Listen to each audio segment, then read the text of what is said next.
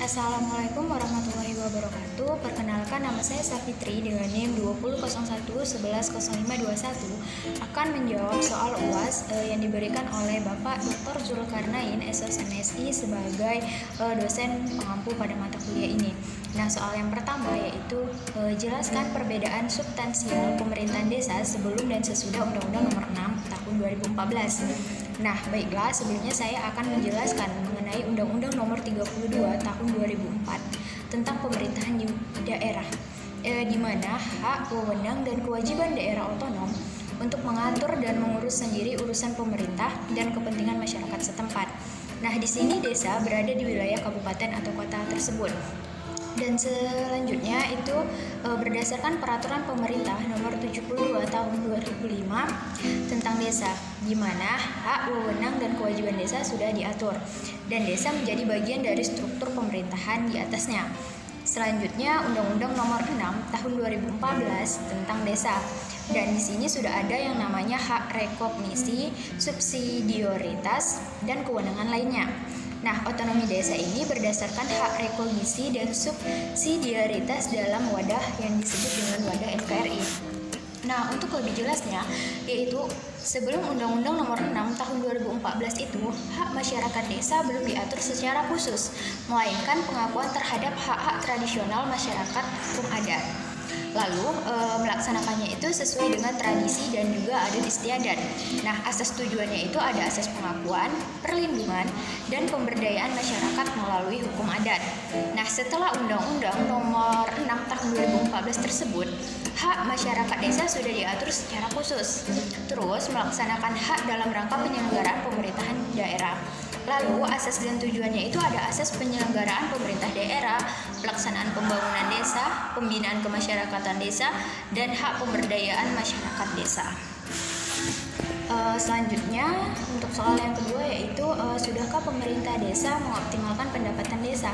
Nah, baiklah, di sini saya akan menjelaskan mengenai desa di mana pada saat itu di desa Kotoraja di Kabupaten Bengkalis, desa tersebut sudah mengoptimalkan dana desa yang mereka miliki, di mana pengoptimalan itu dibuktikan dengan seluruh jalan atau seluruh akses menuju rumah warga itu sudah dilakukan semenisasi. Lanjut, tidak hanya itu, ada beberapa drainase yang sudah diperbaiki sehingga tidak dapat atau dapat mengurangi terjadinya banjir pada musim hujan. Nah, tidak hanya itu, pendapatan desa juga sudah dioptimalkan secara tepat sasaran, di mana dengan menyediakan semenisasi untuk jalan-jalan yang emang benar-benar dilalui atau membutuhkan sebuah akses yang cukup bagus untuk menuju ke suatu tempat atau lokasi agar masyarakat dapat menikmati jalan tersebut dengan baik. Selanjutnya, bagaimana Anda melihat pemenuhan hak masyarakat desa secara umum yang ada di Indonesia?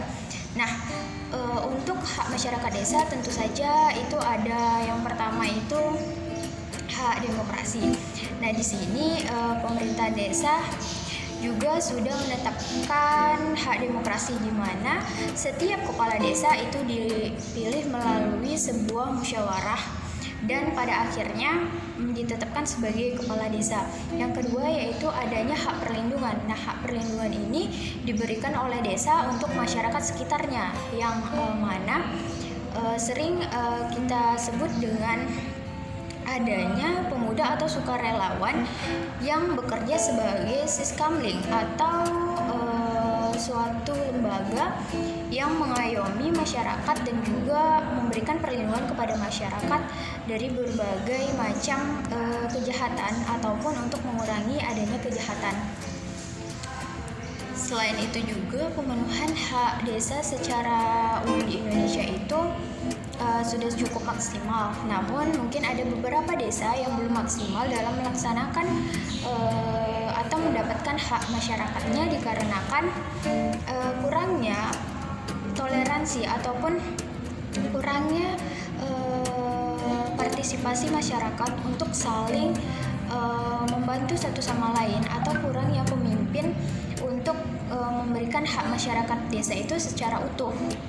Jadi tidak semua masyarakat di Indonesia itu sudah terpenuhi haknya.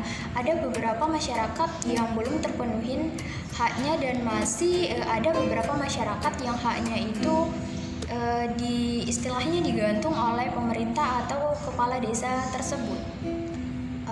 Sekian pendapat dari saya. Jika ada kata yang salah, saya mohon maaf. Saya akhiri dengan wabillahi taufiq walhidayah. Wassalamualaikum warahmatullahi wabarakatuh.